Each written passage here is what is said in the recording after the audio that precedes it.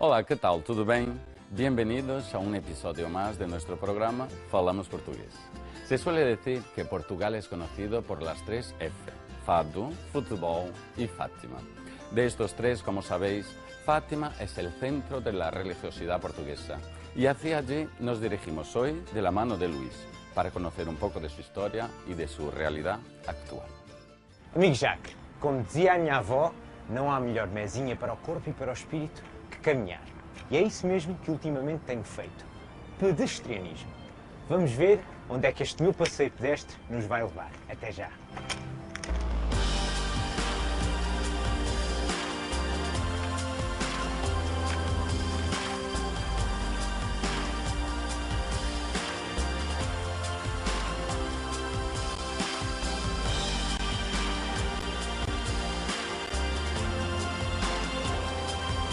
Apesar dos pés cansados, já chegamos. Como podem ver, estamos em Fátima, na região oeste de Portugal e talvez o local mais emblemático da religiosidade portuguesa. Conhecido mundialmente, este local é visitado anualmente por milhares de turistas e peregrinos. Vamos dar uma vista de olhos enquanto damos um passeio? Vamos a isso.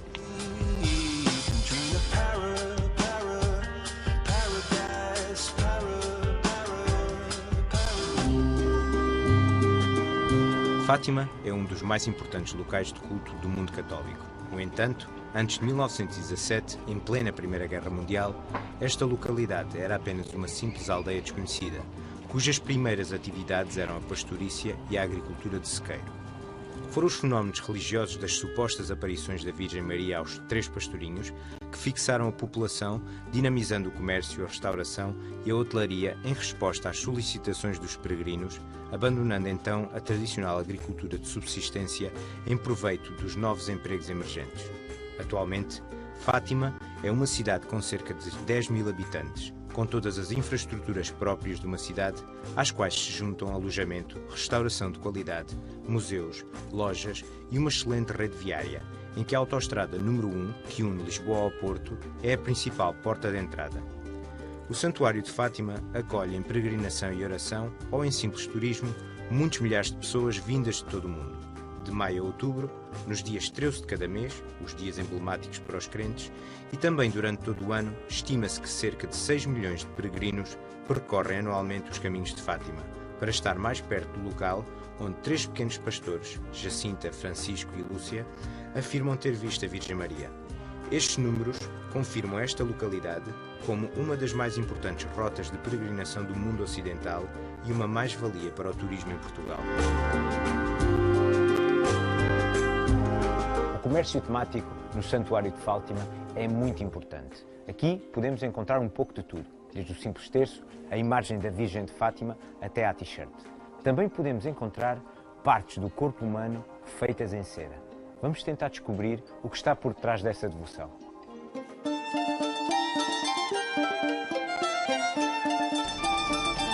Olá, bom dia.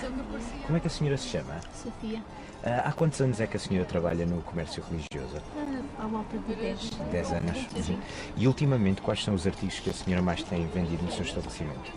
Basicamente são pequeninas coisas, como pulseiras, porta-chaves, mesmo pequeninas coisas. Muito bem. Vejo que a senhora tem exposta vários artigos de cera.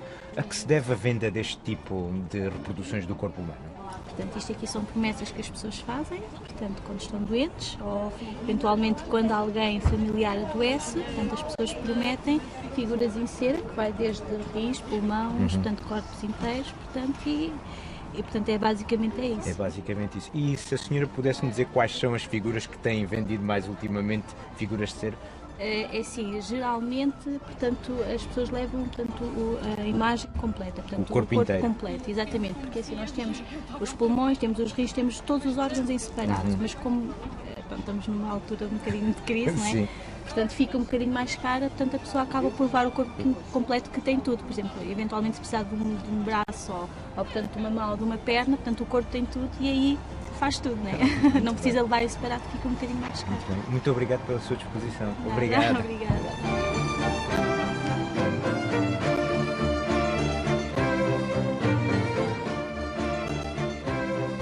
Bom, amigo Jacques, acredite ou não se acredite nestes fenómenos, uma coisa é inegável. Aqui respira-se paz e tranquilidade.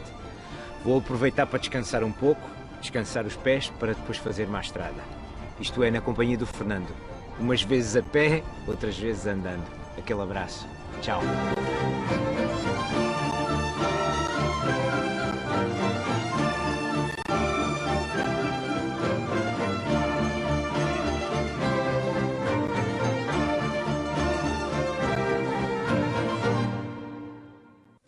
Nuestro compañero Luis comienza el vídeo de hoy hablando de los remedios tradicionales, lo que llamamos en portugués de mesinhas o mesinhas da avó, porque suelen venir de las tradiciones de nuestras abuelas.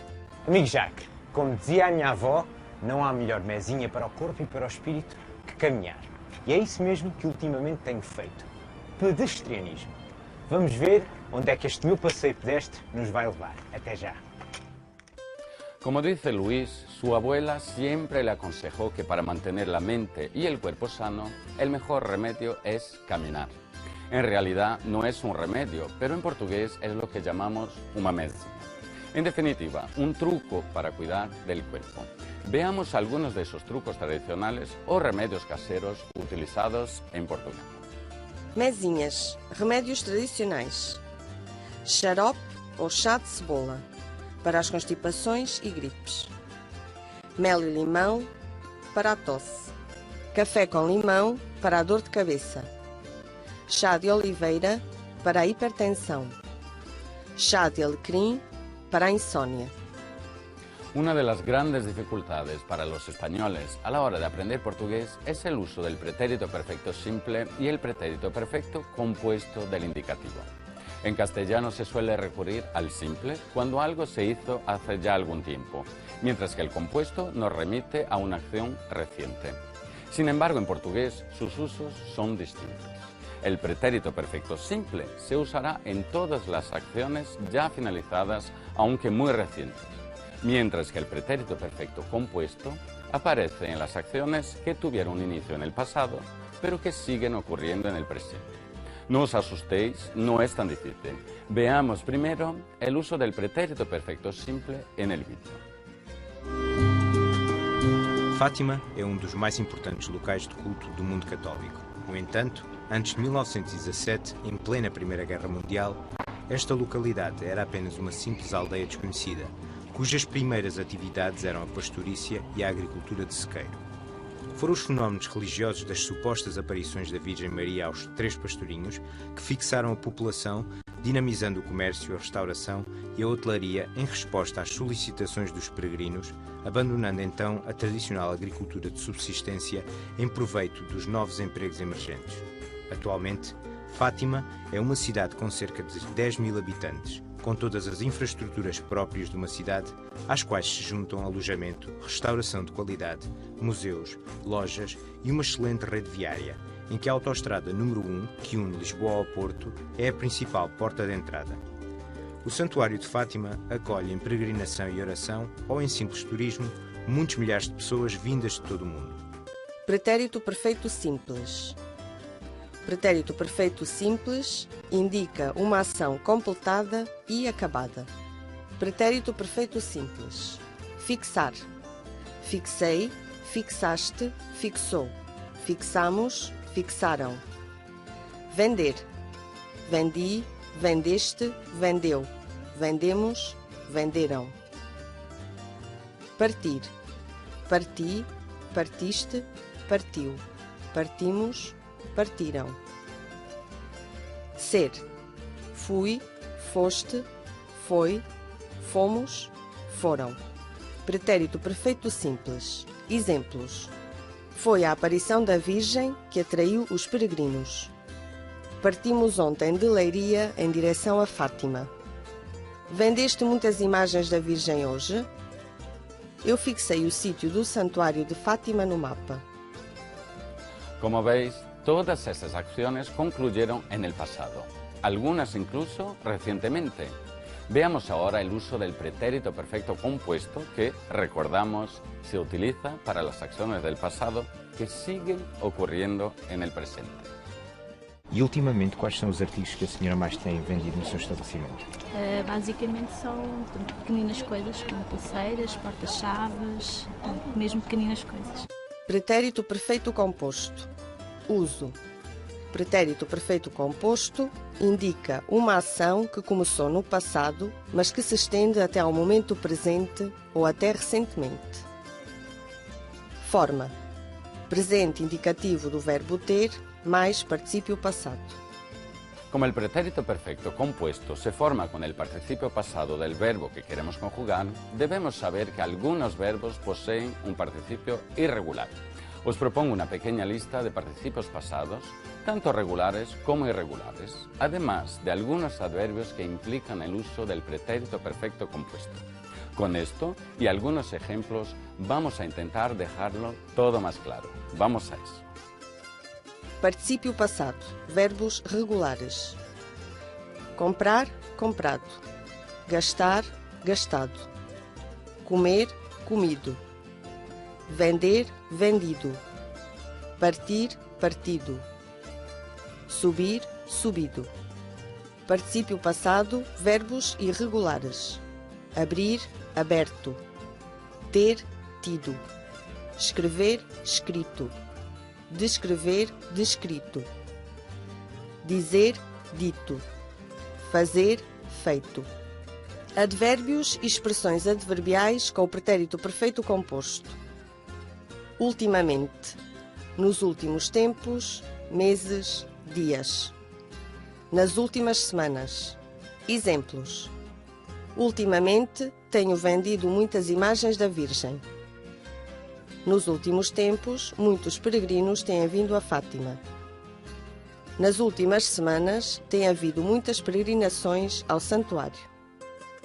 En su paseo, Luis habla con una comerciante local y conversan sobre algo muy curioso: las partes del cuerpo humano hechas con cera que los creyentes y peregrinos utilizan para hacer promesas. A esas reproducciones en cera se les llama ex votus y son una ofrenda que se realiza a cambio de una petición. Muchas de esas donaciones están relacionadas con problemas de salud y es por ello que se venden reproducciones en cera de las diferentes partes del cuerpo humano. En el vídeo se habla de varios órganos y con esto voy a aprovechar para proponeros un repaso sobre el vocabulario del cuerpo humano. Veamos entonces la parte del vídeo en cuestión y luego nuestra pequeña revisión. Muito bem. Vejo que a senhora tem exposta vários artigos de cera. A que se deve a venda deste tipo de reproduções do corpo humano? Portanto, isto aqui são promessas que as pessoas fazem, portanto, quando estão doentes ou eventualmente quando alguém familiar adoece, portanto, as pessoas prometem figuras em cera, que vai desde rins, pulmões, portanto, corpos inteiros, portanto, e portanto é basicamente isso. É basicamente isso. E se a senhora pudesse me dizer quais são as figuras que têm vendido mais ultimamente, figuras de cera? É assim, geralmente, portanto, as pessoas levam portanto, a imagem completa, portanto, o corpo inteiro. Completo, exatamente, porque assim nós temos os pulmões, temos os rins, temos todos os órgãos em separado, mas como pronto, estamos numa altura um bocadinho de crise, não é? Sim. O corpo humano. Cabeça. Olhos, testa, orelhas, nariz, boca, lábios, queixo. Tronco. Peito, barriga, costas, ombros.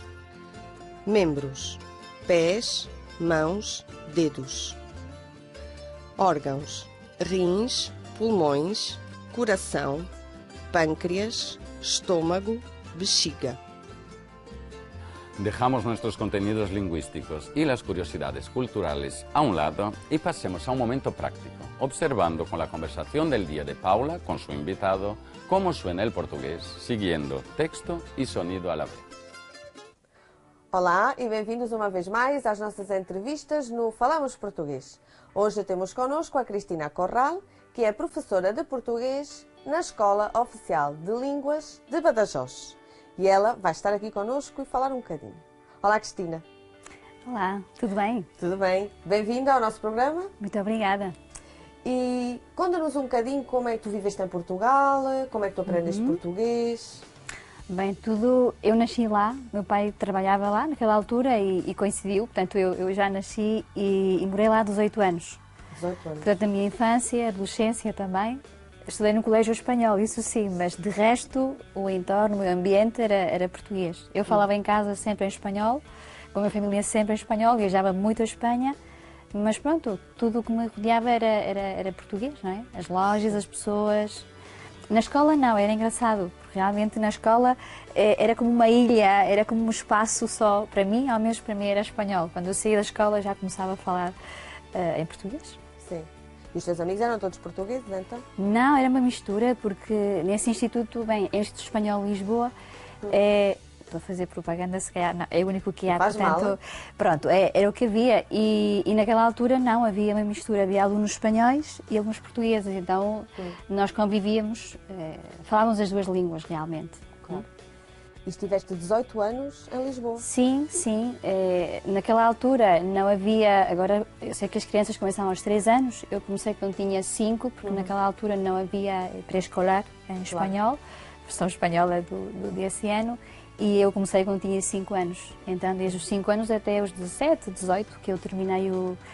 Antigamente a equivalência portuguesa era o 12º, bem, em Espanha era COU, mas eu fiz aquilo lá em Lisboa. E depois, na universidade, continuaste lá em Lisboa ou vieste para a Espanha? Não, depois vim para aqui, para a Espanha. Sim, sim. Quis mudar um bocado de ambiente e de país também. Porque tinha uma mistura na minha cabeça. De um lado, a família espanhola, o país português, era uma coisa estranha. Agora a coisa já mudou um bocado com a idade, a maturidade, não é? Mas naquela altura eu queria conhecer também Espanha e experimentar coisas novas. E por isso vim cá. E agora já estou a morar em Espanha. Por razões pessoais, familiares, enfim. E a trabalhar em Espanha? E a trabalhar em Espanha, em Badajoz.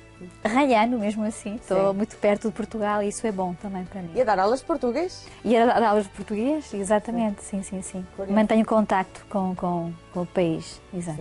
Sim, sim. Eu acho que Portugal e Espanha têm muitas coisas, é muito parecido, são muito parecidos os dois países.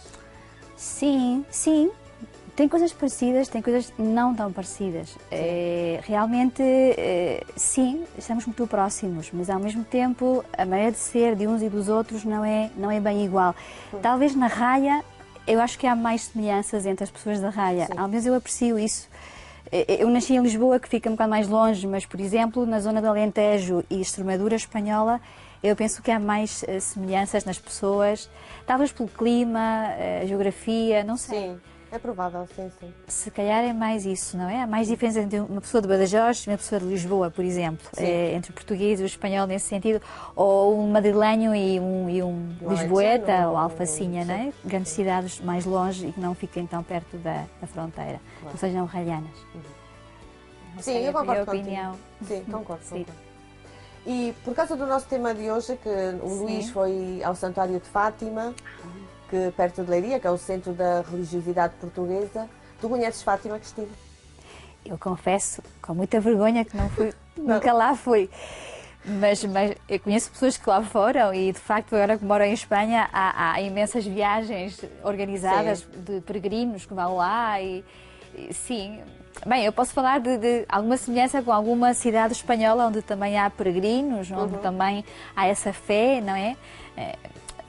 Há certas diferenças. Estou a pensar agora em Santiago de Compostela, por exemplo. Sim. E, bem, Fátima são os pastorinhos, aquela história toda. Santiago é outra história também, mas são peregrinos também. E uma diferença que eu acho curiosa é que, por exemplo, em Fátima as pessoas ou vão a pé, ou vão de carro, de autocarro, excursão, mas a Santiago de Compostela não só vão a pé, também fazem percursos desde a França. Portanto, o caminho de Santiago tem muitas, digamos, tem partes, tem troços. Há quem faz o caminho completo, há quem faz pequenas partes e vão de bicicleta, inclusivamente. Não é? Sim. Uma pessoa muito próxima de mim fez já 2 vezes esse caminho de Santiago. Deve ser bonito. Sim. Eu reconheço que sou pouco peregrina. Os ainda peregrinos ainda não fiz, mas se calhar vou fazer algum dia. Claro, Nunca se sabe. Nunca se pode dizer que não é? Bom, em Portugal há muitas pessoas que também vão a pé até Fátima. Vão pouco a pouco, não é? Promessas. Exato. Mas sim. Acho que Santiago tem mais essa tradição de fazer o caminho a pé ou de bicicleta. É mais típico. É mais típico, no entanto, Fátima acho que é mundialmente famoso, sim. Acho que sou eu a única que não conheço, porque toda a gente deve conhecer Fátima. Devo ficar eu ser eu a única que não conhece ainda Fátima. Então estamos quites, porque eu também não conheço Santiago. Tenho que ir a Santiago e tu vais a Fátima. Organizamos então isso, claro. Ok. Sim, Fazemos uma excursão. No mesmo ano. No mesmo ano. Tu vais a um lado e eu ao outro. Ok. Claro. Está prometido então. Ótimo. Muito bem. E tu falaste aí nos peregrinos e esse som, o x final, que muitas vezes pode ser z, e eu vou voltar a explicar aos nossos amigos lá em casa como é que se pronuncia, ok? Porque depende se a palavra começa por consoante, se começa por vogal, é um bocadinho complicado. Pois é, okay. Ora, então vamos ver novamente os sons que terminam em S, as palavras terminam em S, que o som pronuncia-se de forma diferente se a palavra seguinte começa por uma vogal ou começa por uma consoante.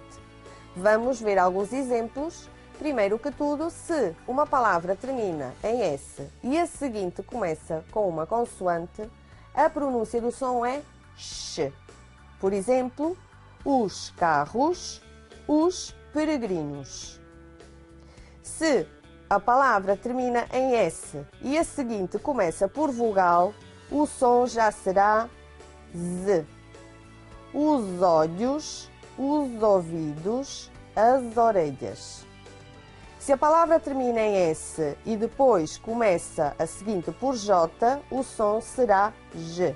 As janelas, os jogos, os joelhos. O S final. Quando a palavra termina em S final e a seguinte começa por X, o som será X. Os xaropes, os chinelos. Portanto, é um bocadinho complicado porque depende de como começa a palavra seguinte, porque temos que fazer a ligação entre elas. Mas não é nada que não se consiga. Isto com a prática, vai lá. Cristina, assim os teus alunos também praticam estas coisas, não é? Não há outro remédio, não é? É ou sim ou...